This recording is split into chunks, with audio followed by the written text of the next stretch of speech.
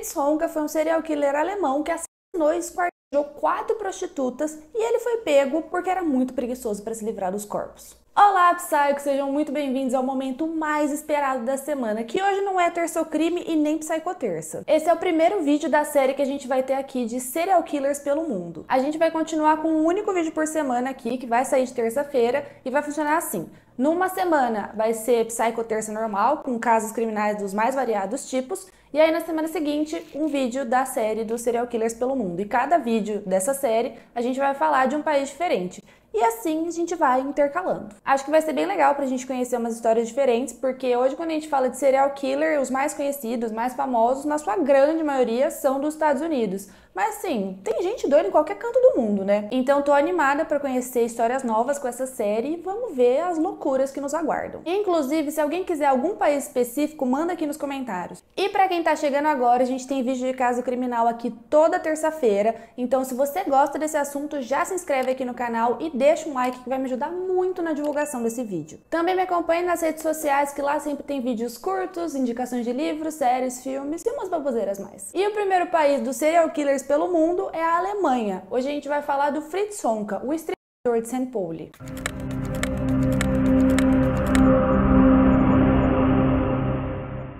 Fritz Honka nasceu no dia 31 de julho de 1935 em Lipsia. É uma cidadezinha que fica no leste da Alemanha, a quase 200 quilômetros de Berlim. O Fritz teve uma infância muito difícil e conturbada. O pai dele era o Fritz Honka Sr., que trabalhava como marceneiro, e a mãe dele era a Elsie Honka, que era faxineira. E o Fritz filho foi o terceiro filho de 9 no total que o casal teve. O Honka Sr. tinha um problema gravíssimo com álcool. Ele bebia muito e quando ele bebia ele ficava agressivo. E aí ele descontava toda essa agressividade nos filhos dele. E ele era especialmente agressivo com o Fritz. Ele batia tanto no filho que o menino chegou perto de morrer mais de uma vez durante a infância, tudo por causa das surras do pai. Mas esse terror não durou muito tempo, porque na época da infância do Honka, a Alemanha era nazista. Então o Honka Sr. foi mandado para trabalhar como cozinheiro num campo de concentração. E ele morreu lá, em 1946, quando o Fritz tinha 11 anos de idade, por conta do abuso do álcool e de alguns problemas de saúde que ele desenvolveu por ter ficado preso lá no campo. Mas as coisas não melhoraram depois da morte do Honka Sr.,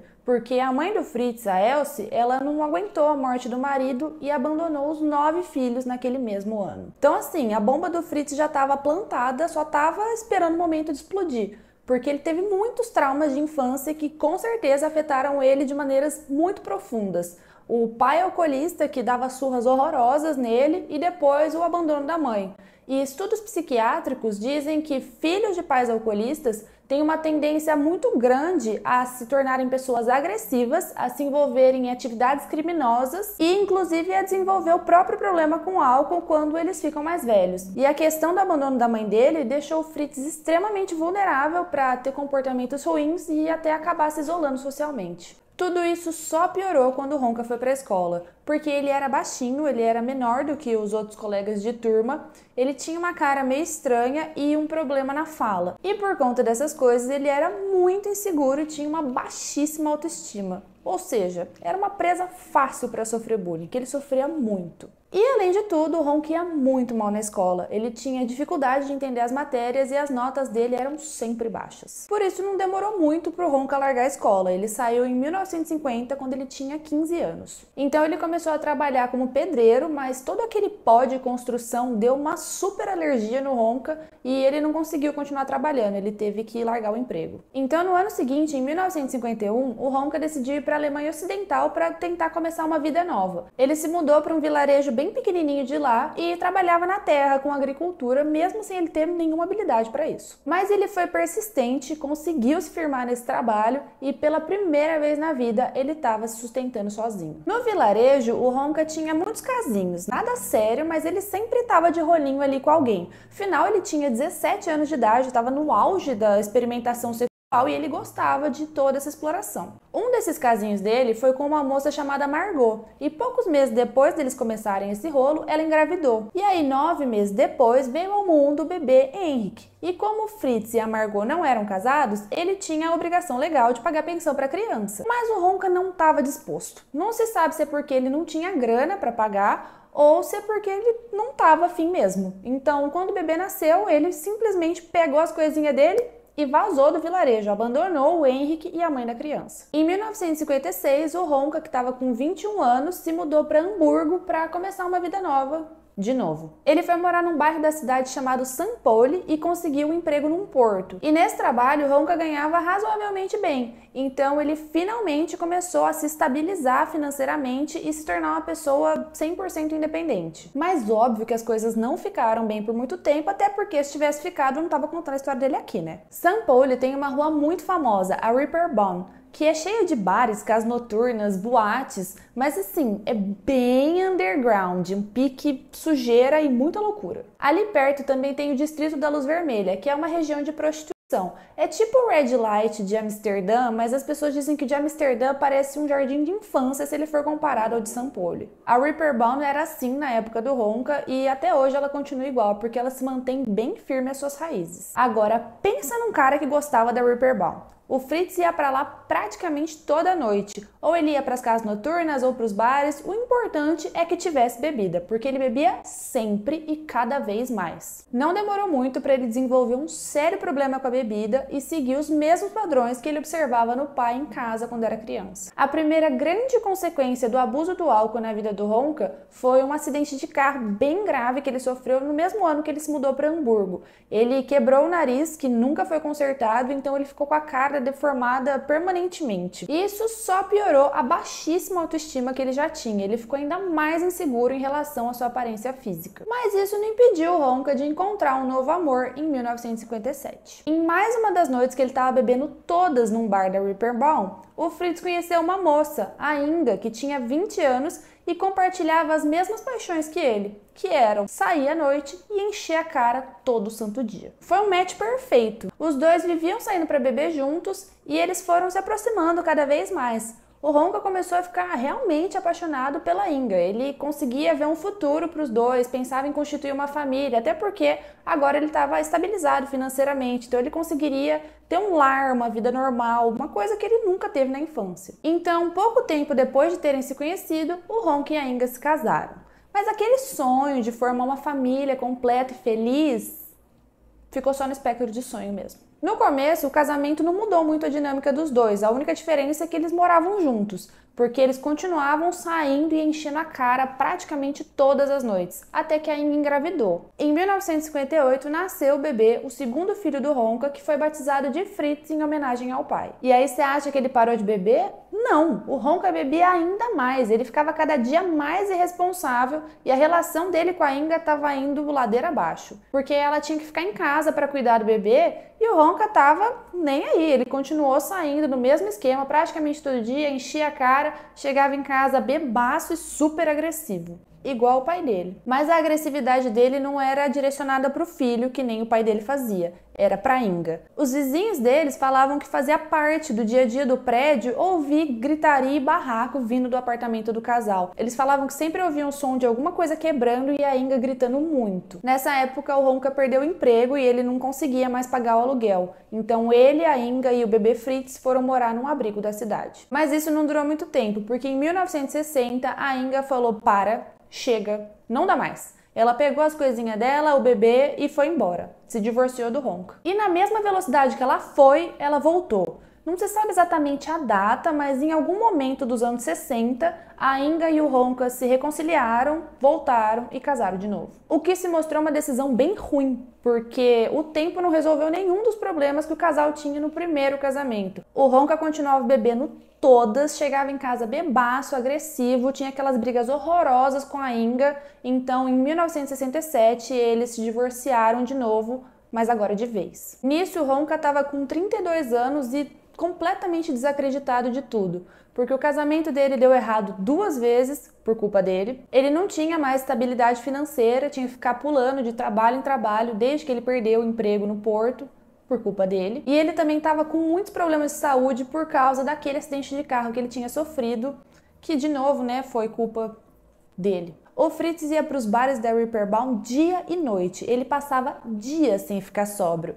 Mas Mas mesmo assim, ele conseguiu um emprego fixo como vigia noturno e alugou um apartamento pequenininho que ficava ali perto do distrito do Red Light. Agora que ele estava solteiro, ele saía mais ainda, e o bar preferido do Ronca na Ripperbaum era o Luva Dourada, que era bem roots. Ele era frequentado basicamente por pessoas que bebiam muito, tipo, absurdamente, e prostitutas que também bebiam muito. O que foi o céu pro Ronca, né? Porque ali ninguém julgava ele pelo tanto que ele bebia. Ele curtia as mulheres mais velhas que frequentavam o bar, de preferência as sem teto, que também bebiam horrores. Primeiro porque o Ronca devia ter alguma espécie de mami issue, já que a mãe dele abandonou ele quando ele era pequeno, e depois porque essas mulheres eram presas mais fáceis. Ele oferecia uma cama para dormir e umas bebidas e acabou, ele conseguia sexo em troca. Então ele sempre levava essas mulheres para o apartamento, só que o preço que elas tinham que pagar por essa cama e essa cerveja era muito alto, porque o Ronca tinha uma relação bem estranha com o sexo. Para começar, que as paredes da sala dele eram totalmente cobertas com imagens pornográficas. E o Ronca tinha uma coleção bizarra de bonecas que ele usava para se aliviar quando ele não conseguia levar uma mulher para casa. E ele gostava de fazer sexo bem agressivo, tipo de enforcar a pessoa além do ponto, dar umas porradas. Ele gostava de causar dor nas parceiras. Por mais bizarras que fossem as preferências dele, ele conseguia sempre levar mulheres para casa. Só que eventualmente essa rotina de trabalho, bebida e prostitutas perdeu a graça pro Ronca. Ele queria alguma emoção maior. Em dezembro de 1970, o Fritz estava no bar Luva Dourada e viu a Gertrude Brauer. A Gertrude tinha 42 anos, ela era cabeleireira e prostituta. Ela estava sentada na mesa sozinha, aí o Fritz foi até a mesa dela e pagou uma bebida. Ele levou um schnapps, que é tipo uma cachaça. Eles ficaram ali conversando, ele foi jogando uns chavecos, até que convenceu a Gertrude a ir para casa com ele. Depois da noite que eles tiveram, quando amanheceu, a Gertrude estava indo embora. Só que o Fritz não queria deixar. Ele tentou convencer ela a ficar de todas as maneiras, ofereceu até dinheiro. Mas ela falou, não, chega, eu vou embora. Essa rejeição deixou o Fritz com muita raiva. Então ele partiu para cima da Gertrude, pegou ela pelos braços e começou a chacoalhar. Ela até lutou de volta, mas ele era mais forte. No desespero, a Gertrude tentou gritar por socorro, mas aí o Fritz enforcou ela até a morte. A hora que o corpo dela parou de se mexer, o Fritz viu que ele estava com um mega problema. Ele tinha um cadáver em casa, ele não tinha nenhum carro para conseguir se livrar dele e ele também era um cara bem pequenininho, então ele não conseguiria carregar a pé o corpo do jeito que estava. Foi aí que ele teve a brilhante ideia de desmembrar o corpo. Ele cortou cada um dos membros e embrulhou eles num papel. Os braços e as pernas, que eram mais leves, o Ronca carregou escada abaixo no prédio dele e aí enterrou numa cova rasa que ele fez do outro lado da rua. Mas o tronco tinha dois problemas. Primeiro que ele era muito pesado, então o Ronca não ia aguentar o peso de levar até o mesmo lugar que ele levou os braços e as pernas. E o segundo é que era muito grande, então ele não ia conseguir fazer esse trajeto todo sem chamar atenção. Então ele teve mais uma ideia brilhante. Escondeu o tronco numa espécie de sótão que tinha lá no prédio dele. O Fritz deu o jeito dele de esconder o corpo lá, mas ele estava com o Hulk na mão da polícia bater na porta dele a qualquer momento. Mas nos dias seguintes ninguém apareceu, esses dias se estenderam para semanas e depois meses. Quase um ano depois encontraram os membros da Gertrude lá onde o Fritz tinha enterrado naquela cova rasa.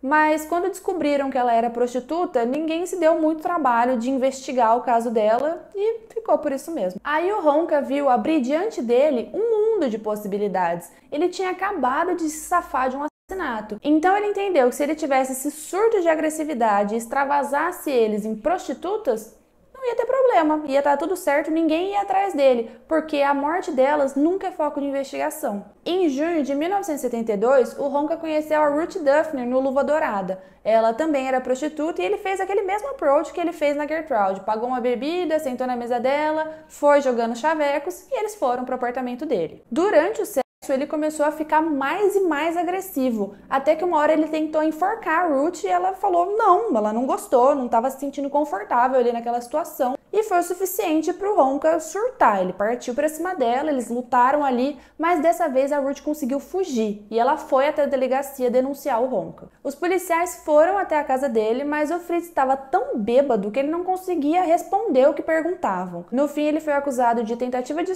mas não deu em nada. Depois que a polícia apareceu na casa dele, o Ronca ficou bem assustado, então ele passou uns anos meio quietinho, mas em agosto de 1974 ele estava no Luva Dourada e conheceu a Anna Bush, uma prostituta de 55 anos que estava procurando um cliente. A Anna era bem pobre e bebia muito, a presa ideal para o Ronca. Então ele fez aquele mesmo approach já conhecido de sempre. Pagou uma bebida, sentou na mesa dela, jogou uns chavecos e foram para o apartamento dele. Quando eles chegaram lá, o Ronca tentou fazer aquelas preferências sexuais agressivas que ele tinha com a Anna, mas ela ficou assustada e se recusou. E aí foi igualzinho aconteceu com a Gertrude. O Ronca partiu para cima da Anna, ela tentou lutar de volta, mas como ele era mais forte, ele conseguiu imobilizar ela e enforcar ela até a morte. De novo, ele não sabia o que fazer com o corpo. O Ronca estava bêbado demais e com muita preguiça de fazer todo aquele processo de esquartejar para conseguir se livrar do cadáver em partes menores. Então ele só enrolou o corpo inteiro num lençol e levou ele para o sótão junto com o tronco da Gertrude. E assim, beleza, ninguém estava vendo os corpos, mas corpos são matéria orgânica e matéria orgânica se decompõe, ainda mais no calor. E essa época era agosto, que no hemisfério norte é verão. Os dois corpos que o Ronca escondeu no sótão estavam se decompondo muito rápido e coisas em decomposição fedem.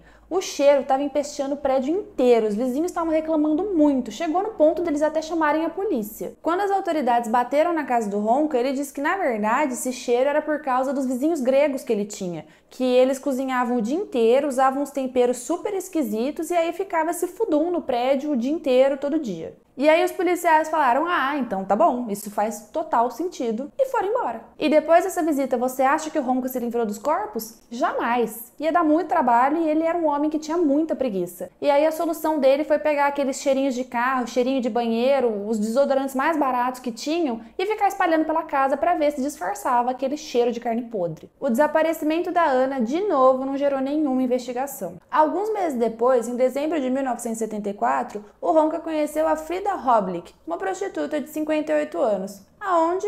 Sim, no Luva Dourada. E foi tudo igual, ela estava sozinha, o Ronca pagou uma bebida, sentou na mesa dela, jogou uns chavecos e foram para casa dele. Dessa vez, o surto de agressividade não foi nada de cunho sexual, inclusive eles terminaram de fazer sexo sem nenhuma intercorrência, só que depois o Ronca percebeu que a Frida tinha roubado o dinheiro dele. E aí por isso ele surtou, foi pra cima dela, eles tiveram uma luta corporal, até que o Ronca estrangulou ela até a morte. Aí eles o corpo e colocou lá no sótão junto com os outros dois que já estavam lá. 3 semanas depois, o Ronca estava no Luva Dourada e conheceu a Ruth Schultz. Ela tinha 52 anos, era uma prostituta sem teto e que gostava de beber muito. E a princípio, o Fritz não viu ela como uma presa, uma vítima. Viu como uma possibilidade de um grande amor. O Ronca fez o approach de sempre, foram para a casa dele e aí a Ruth sobreviveu à primeira noite, depois ela sobreviveu à segunda e à seguinte.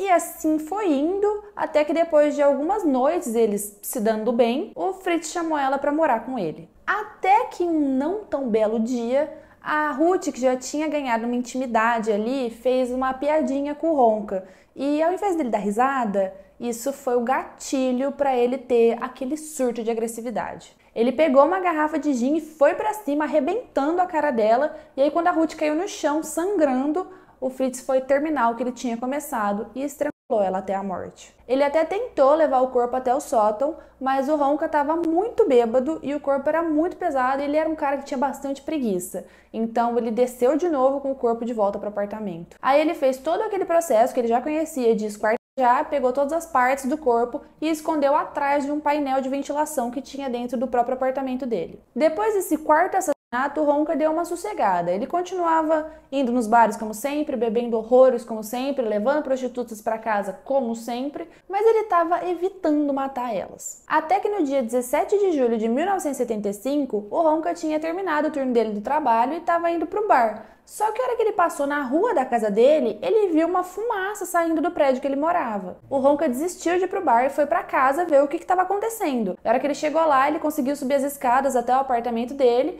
e tinha policiais lá dentro. Ele perguntou o que tinha acontecido. Eles falaram que um dos vizinhos estava com uma vela acesa, ele acabou dormindo, a vela caiu no chão e começou esse incêndio. Os policiais estavam especificamente no apartamento dele porque ele já tinha encontrado os corpos, tanto os do sótão como o que estava atrás do painel de ventilação na casa do Ronca, porque os bombeiros tiveram que quebrar a parede para conter o fogo e aí encontraram esses pacotes que estavam com um super cheiro de carne queimada. Quando o Ronca foi questionado, ele até tentou manter a pose, falou que não sabia de nada desses corpos, que não tinha nada a ver com ele, Mas os policiais não caíram nessa historinha e ele foi levado para a delegacia. Apesar dos corpos terem sido encontrados no sótão, que ficava bem perto do apartamento do Ronca, e o inclusive dentro da casa dele, atrás lá do painel de ventilação, isso não era evidência suficiente para que ele fosse preso. A polícia precisava de uma confissão. Mesmo depois de horas de interrogatório, o Ronca não confessou nada, até porque ele nem conseguia acompanhar as perguntas direito de tanto álcool que ele tinha dentro do corpo. Os investigadores encontraram vários documentos de identidade de mulheres no apartamento do Ronca.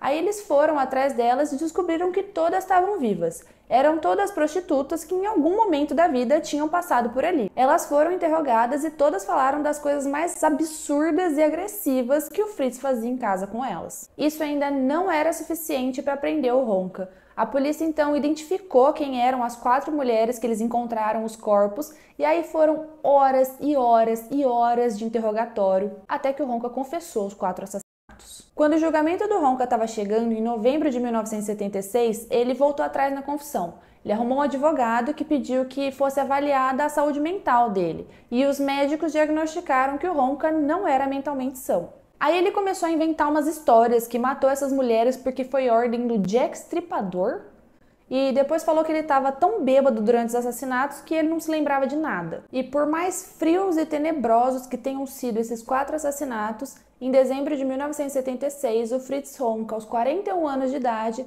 recebeu 3 condenações por homicídio culposo, que é quando não há intenção de matar, e uma por homicídio doloso. O Fritz não foi mandado para uma prisão, mas para um hospital psiquiátrico. Em 1993, ele foi liberado para passar os últimos anos da vida dele numa casa de repouso e morreu 5 anos depois, em 1998. Agora, olha isso, que ódio!